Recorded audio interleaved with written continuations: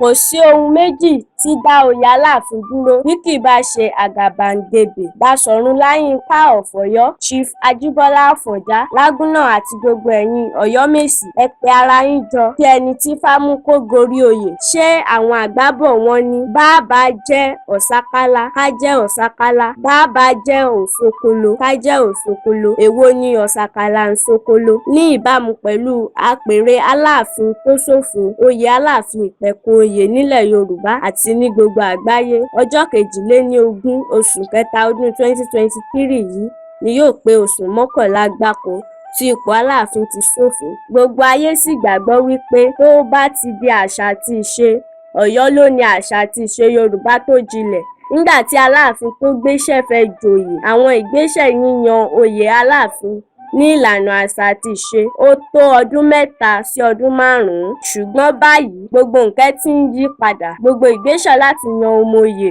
wọ́n ti ṣe. Ifá sì ti sọ̀rọ̀. Kí ni tún fa ìdíwọ́ nípa jíjẹ oyè náà? Ojúlówó ọmọ Aláàfin Senior Bọ́lá Ọládìgbòlù 5 ló wà nínú àwọn tí wọ́n ń du oyè. Gbogbo Ọ̀yọ́ sì mọ̀ bẹ́ẹ̀.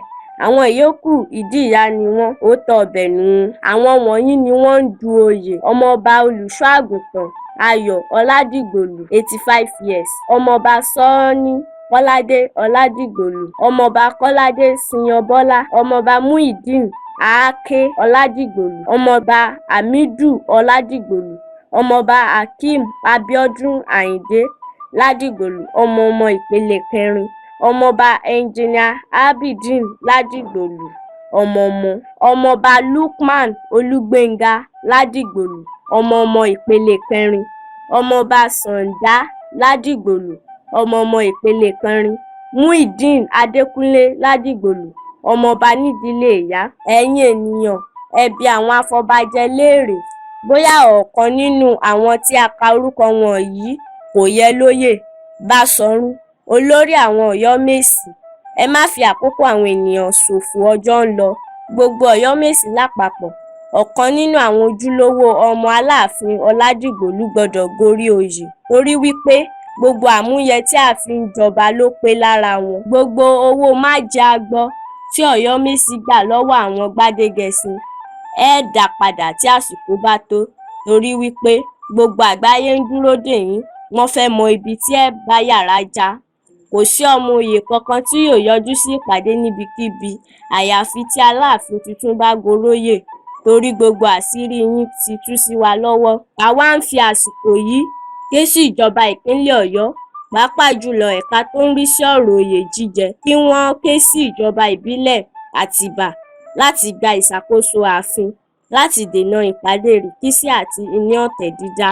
Bí ohun burúkú kan bá ṣẹlẹ̀ sí ọ̀kọ̀ọ̀kan nínú àwọn ọmọ oyè wa, bóyá àgbà ni àbí kékeré, ìjọba ìpínlẹ̀ Ọ̀yọ́ ni yóò dáhùn fún, nítorí àwọn ni wọ́n fi ààyè gba àwọn olóògùn ìkà láti fi oògùn yánlẹ̀ ní ààfin àwọn baba ńlá baba wa. Àgbáríjọpọ̀ Ọ̀yọ́mèsì lè lo ìyan Aláàfin tuntun, kì í ṣe Basọ̀run nìkan.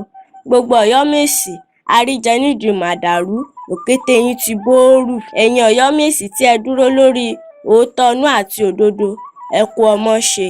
À ń fi àsìkò yìí ké sí ìjọba ìpínlẹ̀ Ọ̀yọ́ lábẹ́ ìṣàkóso onímọ̀ ẹ̀rọ Ṣèyí Mákindé kí wọ́n ó béèrè fún ìdáhùn sí àwọn ìbéèrè wọ̀nyí. Kí ló dé tí àwọn Ọ̀yọ́mèsì yòókù ò wà ní ìrẹ́pọ̀ pẹ̀lú Basọ̀run? Kí ni Basọ̀run àti olóyè Ajíbọ́lá Àfọ̀njá lọ ṣe nílé Aṣípa? Ta ló rán wọn?